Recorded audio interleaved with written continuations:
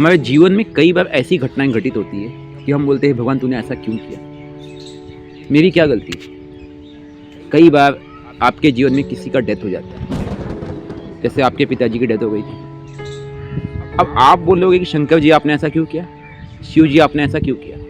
इन कभी आपने सोचा है कि किसी के जीवन और मृत्यु के पीछे भी उसके प्रारब्ध छुपे हुए। छोटा सा लॉजिक समझिए, आपके पिताजी की डेथ हुई, आपकी माता जी अब उनके बिछोह में है, आप उनको याद करते हैं। क्या कभी आपने सोचा है कि किसी जन्म में ये संभव है कि आपके पिताजी ने या आपकी माता जी के कामिक प्रारब्ध भी ऐसे रहे होंगे। अगर मैं मान लूँ आपको मैंने एक शक्ति दे दी कि आप उनके पिछले जन्म को देख सकते हो, आप ये पाओगे कि आपकी माता जी ने अपने पति से दूरी बनाई या अपने पत्नी से दूरी बनाई और किसी भी कारण से आज वही दुआ उनको मिला। मतलब क्या, जैसा बीज वैसा फल। अब इसमें शंकर जी क्या करें, इसमें आपके इष्ट क्या करें। इष्ट आपको सिर्फ दिशा दे सकते हैं, आपको डायरेक्शन दे सकते हैं। अब मान लेते हैं कि चलो उन्होंने बचा भी लिया, तब क्या प्रारब्ध बदल सकते हैं? बिल्कुल नहीं बदल सकते। तब भी उनके अंदर बिछेव आता है। हो सकता है कि आपके पिताजी, क्योंकि आपके पिताजी को किडनी की प्रॉब्लम थी, उनको हेल्थ इश्यूज और सीवियर होते हैं, वो हॉस्पिटलाइज होते हैं और फिर भी वो सेपरेशन होता ही है, क्योंकि पाठ और प्रारब्ध ने लिख दिया था कि हस्बैंड वाइफ में सेपरेशन होगा।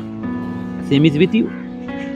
अगर मैं ये कहता हूँ कि आपके माँ ने किसी जन्म में एक बालक के रूप में, एक बालिका के रूप में अपने माँ बाप की नहीं सुनी या उनसे दुराव था, वही सेपरेशन आज उनके साथ हो रहा है। ये भी कामिक प्रारब्ध है। तो जो कामिक प्रारब्ध कनेक्टिविटी है, ये तो हमने बोया।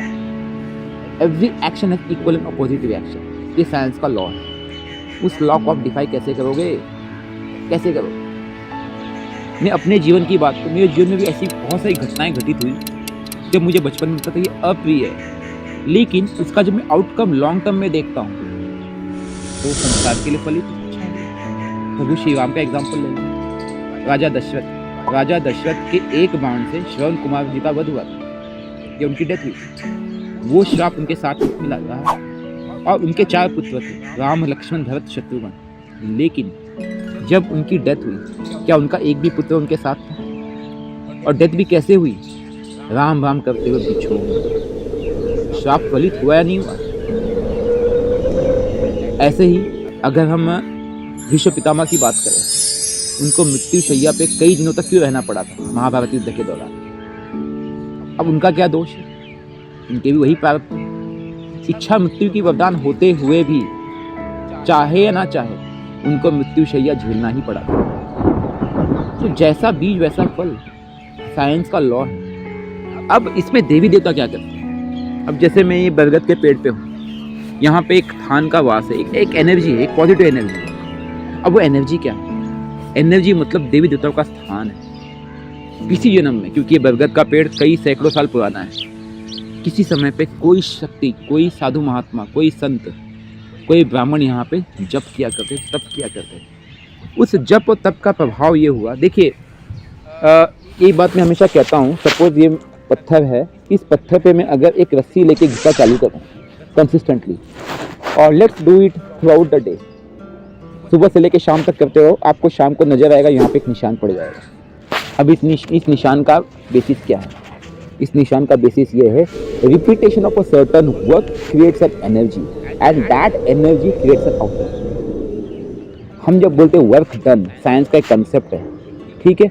वर्क डन में इनपुट चाहिए, एनर्जी का इनपुट चाहिए।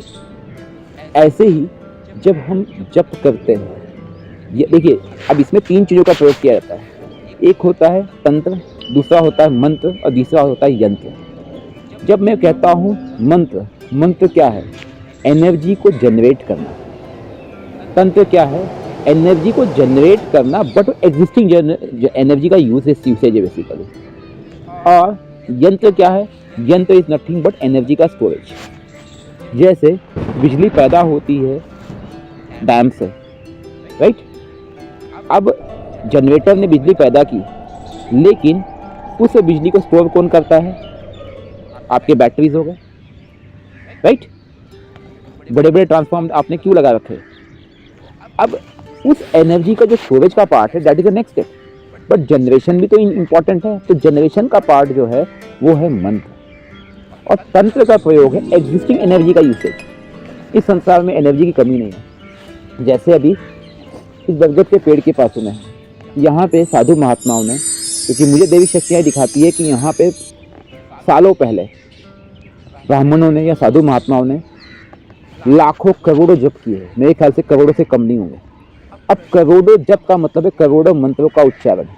अब इन करोड़ों मंत्रों के उच्चारण के कारण यहाँ पे उस शक्ति का एक एनर्जी का यहाँ पे सोर्स बन गया। वो एनर्जी यहाँ पे आ गई, यहाँ पे आके टिक गई। अब ये एनर्जी मतलब क्या है? हाँ, आप बोलोगे देवी देवता, क्रिश्चियंस बोलेंगे जीसस, मुस्लिम बोलेंगे अल्लाह या उनके पैगंबर, और हिंदू बोलेंगे हनुमान जी, माता रानी, दुर्गा, लक्ष्मी, पार्वती, शंकर जी, विष्णु जी, इत्यादि इत्यादि इत्यादि। रामायण में लिख दिया गया है, जाकी रही भावना जैसी प्रभु मूरत देखी तीन तैसी। इसका मतलब समझिए, आपने उस शक्ति को कनेक्ट किया। अब वो शक्ति कहाँ से आती है? अब थोड़ा सा हम इसको एस्ट्रोलॉजी से लिंक करने की कोशिश करते हैं। हम लोग का जन्म कहाँ हुआ? इस धरती पे। इस धरती के चारों तरफ अगर आप देखेंगे, इस सोलर सिस्टम के आउटर ऑर्बिट में क्या है? अनगिनत तारे हैं। उन तारों में उन दैविक शक्तियों का वास होता है और उन तारों से कनेक्ट होता है। बोलते हैं कम्युनिकेशन लैंग्वेज। अब बोलते एलियंस की भाषा। ऐसे कई मूवीज भी बने जिसमें आपने देखा होगा कि क्रिश मूवी थी, क्रिश के पहले जो मूवीज थी उसमें दिखाया था कि एलियन से संवाद करने की कोशिश कर रहे हैं। उन्होंने कोई साउंड वाइब्रेशन यूज किया है। अभी अगेन देखो, ट्राई टू अंडरस्टैंड एलियन से संवाद का तरीका क्या है? एक वेव, एक साउंड, एक फ्रीक्वेंसी। वही फ्रीक्वेंसी ऋषिमुनि बहुत पहले से जानते हैं। जैसे आप कहते हो ओम नमः शिवाय, आप कहते हो ओम एम रीम क्लीम चामुंडाय विच्चे, या हम मंत्रों का उच्चारण करते हैं, उसमें अलग अलग बीज मंत्रों का प्रयोग करते हैं। फिर 100 अलग अलग बीज मंत्र है। ये बीज मंत्र का कनेक्ट है अलग अलग स्टार्स के माध्यम से। उन स्टार्स पे जो बैठी एनर्जी है उनको आप कनेक्ट करते हैं। अब वो एनर्जी डायरेक्ट क्या करती है? देखो, हर एक की अपनी ग्रेविटी है। There is something called law of balancing. बोलते हैं ना, एक पत्ता भी हिलता है तो उसका प्रभाव हम पे पड़ता है। आइंस्टाइन थ्योरी ऑफ रिलेटिविटी जिसे हम कहेंगे, तो वो रिलेटिविटी का लॉ सिंपल कहता है कि हर चीज़ एक दूसरे से कनेक्टेड है। भले वो माइक्रो लेवल पे कहे तब, या मैक्रो लेवल पे कहे, जो कि ब्रह्मांड। इस ब्रह्मांड में जो अनगिनत तारे हैं, उन तारों से हम कनेक्टेड है, डायरेक्टली या इनडायरेक्टली। अब उस कनेक्शन की अगर हम बात करें तो वो उनकी शक्तियाँ जो होती है, उनकी जो दैविक शक्तियाँ होती है, वो दैविक शक्तियों से कनेक्ट होते हैं। फॉर एग्जाम्पल, मैंने कहा कि एक मंत्र का उच्चारण किया, फला फला मंत्र का उच्चारण किया। आपको पता है टोटल 27 नक्षत्र होते हैं, उसमें हर नक्षत्र में 4 पद होते हैं। 27 × 4 108। हम माला जब जाप करते हैं, हर माला में, जैसे मैंने जो माला पहन रखी रुद्राक्ष की, हर माला में 108 बीट्स होते हैं। ये 108 बीट्स जो है वो 108 उन दैविक शक्तियों का रूपक है। हम किसी न किसी फॉर्म में उन्हीं से कनेक्ट होते हैं। और जब हम मंत्र जाप करते हैं 108 बार, इसका मतलब है कि हमने उनको एक बार कनेक्ट किया, एक बार उनको आह्वान किया, क्योंकि वो जो मंत्र है 360 डिग्री घूमता है ब्रह्मांड में। अब हम जैसे कंसिस्टेंटली करते रहते। किसी ने करोड़ों जाप किए, करोड़ों जाप का मतलब उसने 1 लाख बार लगभग उससे कनेक्ट किया। जैसे वो कनेक्ट वहाँ से बना, तो दैविक शक्ति, उसकी जो शक्ति है, उससे आपका कनेक्ट बना। तो ये कनेक्शन डायरेक्ट नहीं हुआ। वो आपका पावर हाउस है जो कि तारे पे बैठा हुआ है। उस पावर हाउस से sub station, right? Sub station के बाद आपके घर में आपको 230 वोल्ट डीसी सप्लाई की पड़ती है।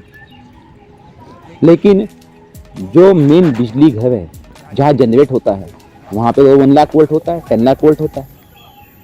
आपके पास तो शक्ति नहीं है, तो वो शक्ति वहाँ से यहाँ आती है, मोटे तार के माध्यम से, बड़े बड़े खंभों के माध्यम से, और फिर आपके घर में पतले तार के माध्यम से वो बिजली कनेक्ट होती है। इसी तरह से किसी समय पे ऋषि मुनियों ने, तपस्वियों ने, ब्राह्मणों ने यहाँ पे बहुत तपस्या की, और उस तपस्या का जो परिणाम है वो ये है कि यहाँ पे वो शक्ति व्याप्त थी, वो एनर्जी व्याप्त थी, जिसमें उन्होंने उनके करोड़ों जाप का समावेश है। अब आपको पता चल जाता है, एक तांत्रिक होता है, एक पंडित होता है, उसे पता चल जाता है कि यहाँ पे करोड़ों जाप का समावेश वाली शक्ति ऑलरेडी है। तो क्या करता है वो? यहाँ पे पूजा करता है, यहाँ पे कपूर देता है, अगरबत्ती जलाता है, अलग अलग विधियाँ होती है, बलि दी जाती है प्रसन्न करने के लिए, भोग चढ़ाया जाता है कि आप शॉर्टकट में कनेक्ट कर लो। This is called as shortcut connect. मतलब क्या हुआ, कर्म किसी और का, एनर्जी किसी और ने जनरेट की, अब आप बस उसको यूज करो और आपका उस देवी शक्ति से कनेक्ट हो गया तो वो क्या होगा, देवी शक्ति आपकी सहायता करने लगती है। अब ये है लेवल 1। लेवल 2 में क्या होता है कि किसी व्यक्ति को पता ही नहीं है, लेकिन मुझे लगता है लेवल 1 से इंपॉर्टेंट लेवल 2 ज़्यादा ईजी है और ज़्यादा जरूरी है, क्योंकि आप अपने प्रारब्ध को बदलते हो। आप अगर अपने इष्ट मंत्र को पकड़ते हो, फॉर एग्जाम्पल ओम नमः शिवाय, आप उसका कंसिस्टेंटली जाप करो, कुछ मत करो, मिनिमम 1 घंटे 1.5 घंटे वो जाप स्टार्ट कर लो। यकीन मानो ओवर पीरियड ऑफ टाइम आपको पता है 1 घंटे में आप ऑन एन एवरेज 5 से 6 हज़ार जाप कर लोगे। कैन यू इमेजिन, अगर आप 2 घंटे डेली करते हो, 10 से 11 हज़ार मंत्र जाप डेली करोगे आप over period of time, daily 10 हज़ार जाप, मतलब लगभग महीने में 3 लाख के आसपास आपके मंत्र जाप हुए। अब आप खुद सोचो, हर महीने 3 लाख, साल में कितने हुए, 36 लाख। 3 साल कर दिया, 3 साल में आपके 1 करोड़ जाप हो गए। 2 घंटे करना कोई मुश्किल काम नहीं है, आप अपने काम भी कर सकते हो, काम भी कर सकते हो। इसका बेनिफिट ये होगा, आपका भी फायदा होगा और वो एनर्जी कनेक्ट होती रहेगी और उस शक्ति को फ्यूचर में आपके साथ तो हमेशा 24 घंटे रहेगी एनर्जी, प्लस उस एनर्जी को लोग यूज कर सकेंगे फ्यूचर में। जैसे कोई आपदा होती है, कोई त्रासदी होती है, अचानक होने वाली घटना होती है, वो आपको दिखने लगेगी कि मेरे साथ अक्सर होता है, मुझे होने वाली घटना दिखने लगती है, देवी शक्तियाँ दिखाती है। उस समय उन शक्तियों का ही प्रयोग किया जाता है। मैं आप सबसे अनुरोध करूंगा, आप अपने भले के लिए, अपने भविष्य के भले के लिए, अपने पीढ़ी के भले के लिए मंत्र जाप मत छोड़िए। और उनको स्टोर करने का माध्यम यंत्र है। सपोज आपने मंत्र जाप किया, लाखों मंत्र जाप किया, यंत्र के माध्यम से स्टोर करके ताबीज बना के किसी को लगा दिया, किसी के गले में डाल दिया, तो वो शक्ति उससे कनेक्ट हो जाएगी। आप किसी मौलवी के पास जाते हो, पंडित के पास जाते हो, वो मंत्र यंत्र बना के दे देता है, उससे कुछ नहीं होता बॉस, एनर्जी नहीं है, वो तो खाली डिब्बे में क्या होगा, उसमें एनर्जी भरनी पड़ेगी और वो एनर्जी भरने के लिए आपको लाखों मंत्र जाप करने पड़ेंगे, तब वो एनर्जी भरेगी। और अगर संभव है तो डेली 2 घंटे मंत्र जाप कीजिए, आप डेली कंसिस्टेंटली कनेक्ट कीजिए। और मंत्र का माध्यम है सिर्फ कनेक्ट। कनेक्ट का मतलब स्वार्थ ना हो उसमें, निस्वार्थ। कामिक प्राप्त आपके साथ जुड़े रहेंगे, हाँ, लेकिन मंत्र के अंदर एक ऊर्जा होती है, वो आपके विकर्मों का विनाश भी करती है। ये भी आपको बता रहा हूँ, this is a positive side of the coin, ध्यान रखना। और जब विकर्म विनाश होंगे तो इसका बेनिफिट सिर्फ आपको नहीं होगा, आपकी पीढ़ी को भी होगा। क्योंकि हम जब बोलते हैं ना ब्लड रिलेशन की बात करते हैं, what is that blood relation, genetic, वो जेनेटिकल ब्लड रिलेशन कनेक्टेड है। ऑलवेज कीप इन माइंड, ईश्वर ने जो साइंस बनाया है, इस साइंस को समझिए, इस साइंस से कनेक्ट रहिए और कुछ भी हो, ये साइंस आप अपनी पीढ़ी को आगे दीजिए, लोगों को समझाइए। Boss, connect to the roots, connect to the spirituality, connect to the Sanatan. Sanatan ने हमेशा यही सिखाया है, हमें अपने लिए नहीं जीना है, स्वार्थी नहीं बनना है। जानवर भी दूसरों के लिए जीता है, हम इतने स्वार्थी हो गए। हमें इस संसार में दुनिया के लिए जीना है, कर्म करना है, ऐसी ऊर्जा पैदा करनी है जो हमारे शरीर छोड़ने के बाद भी आगे चलती है। और एक चीज़ बता रहा हूँ मैं, अगर आपके अंदर संभव डेली 8 घंटे मंत्र जाप करने की क्षमता है, ये शरीर को कोई हाथ नहीं लगा पाएगा, आप अमर हो जाओगे। ये सत्य है, बिल्कुल सत्य। ओम नमः शिवाय।